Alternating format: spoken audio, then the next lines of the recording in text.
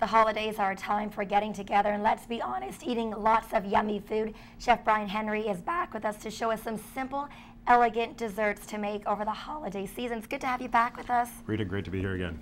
So Brian, I love desserts, and the desserts that you have here today, they are very elegant, but yet they're desserts that we can all make. They're very, very simple to make, actually, and the basis for all of them is ganache. Okay. And I love ganache. It's one of my personal favorite things. It's what we get truffles from, the little tiny chocolate balls that we purchase. It has a rich, creamy texture. Don't want to get those in the Yeah, we don't want earrings in our desserts. Not only would you be crying, so would I, Brian. Now, Brian, tell us about what you've got in the pot right now. In the pot right at this moment, I've just got some heavy cream, a 35% cream, also known as whipping cream. Okay. I'm just bringing it up to a good warm temperature, and I've got a tea bag in here. And why the tea bag? Tea bag, I like to infuse flavors into my ganache or into my chocolate. So I have some people that I do like a rosemary infusion for, other people's like a ginger. Okay. This one here in particular that I'm working with today is a chai tea bag. And so we're going to get those rich chai flavors which blend so well with chocolate. Ever had a tea bag break on you? I have, and that's why whenever we do pour it into our chocolate, which is how we're going to melt the chocolate down, I always put it in through a strainer. Okay. Now, you first had the pot on.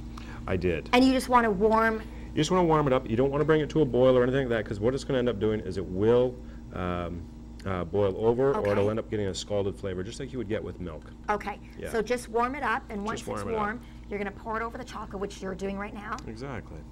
And then we just let that sit for a while. Okay. What we do is we let the chocolate start to warm up. So we'll just let it kind of rest, let the chocolate all warm up before we start stirring it. Okay. Now I brought with me some ganache that I'd already made earlier, which makes things easier to work with. So now, Brian, once it's sat for how long roughly? I would let it sit for about 5 to 10 minutes. And then stir it? And then you would stir it. You can see already that it's starting to soften and such. Okay. And it's going to start breaking down, but it's better if you let it get nice and warm and just let it sit. And always stir it with a spatula or a wooden spoon. Okay. Because what will happen is if you do it with a whisk, you're going to get a lot of bubbles in it, and the bubbles will actually get trapped within the ganache itself, and it'll end up looking like a narrow chocolate bar. Okay. Okay. Not that there's anything wrong with that. Not at all. Not at all. All right, now this is a ganache here that I made earlier. It started to cool down. This is after about 3 hours of cooling in the refrigerator. It's starting to get this texture here. If it's allowed to cool any longer, say about 5 hours, it's actually going to get quite firm, which you can take a spoon and you can make little truffles out of it, chocolate balls, roll them about, and then roll them in cocoa. So what's the consistency here? Right here, right now, the consistency, we're starting to get to a semi-solid stage, which is nice. Okay. At the solid stage, you can take it and put it into a food processor, like a food mill and such, whip it up, and you can actually make a frosting with it, and you can incorporate air back into it, and it'll look like a frosting. I actually tried recently making ganache, and I made a mess of it. It was so liquidy, it didn't even work, Brian. I ended up making mousse out of it. Oh, really? Yes. Oh, wow. Well, this recipe that I've got is quite simple. It's 12 ounces of chocolate to 1 3/4 cups of heavy cream. Okay. That's it. Make sure that you're using a nice chocolate. I prefer to use a bittersweet chocolate. Right. And then you've got a cake that you've prepared ahead of time that you've just cut in half? Or actually, two cakes? It was 2 cakes, and what I did was I turned the one upside down on the plate so I don't have to worry about shaving it off. Okay. And then this one here, I'll do the same thing, and that'll give me relatively nice flat surfaces to work with. We poured some of the ganache base over top, so I can seal that one on. Okay.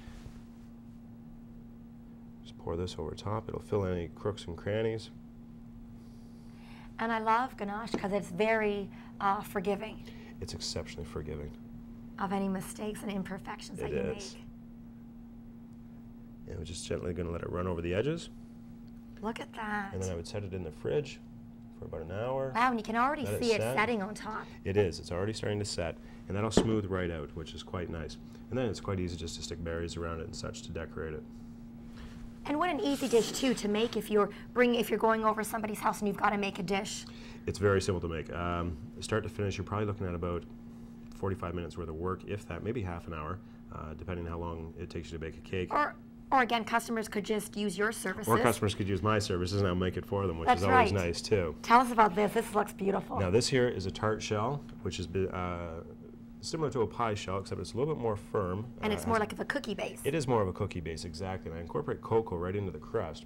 And with this then, I fill it up with the ganache mixture as well. Sometimes with ginger, like I was saying, or with a rosemary. White chocolate works well if you're going to use lavender flavors and such. And just decorate it up, and then I set it in the fridge for about 6 hours to set.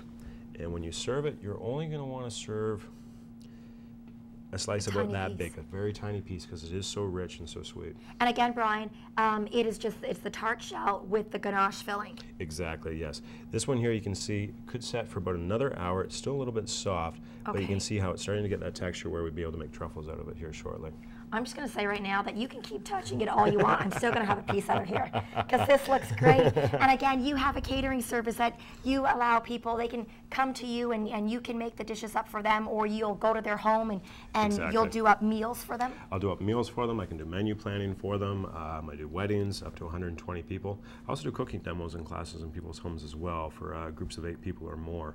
And we go into people's homes and I show them how their kitchens can work and what we can actually produce out of it, and do things like this. That is great. And again, ganache can be used for all sorts of things, as you mentioned, truffles too. Exactly. It's very versatile. Truffles a very classic preparation of food and such.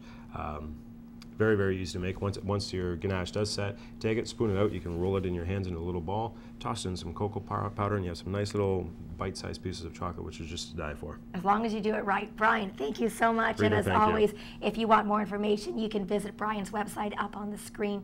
And again, some simple desserts to make over the holiday season.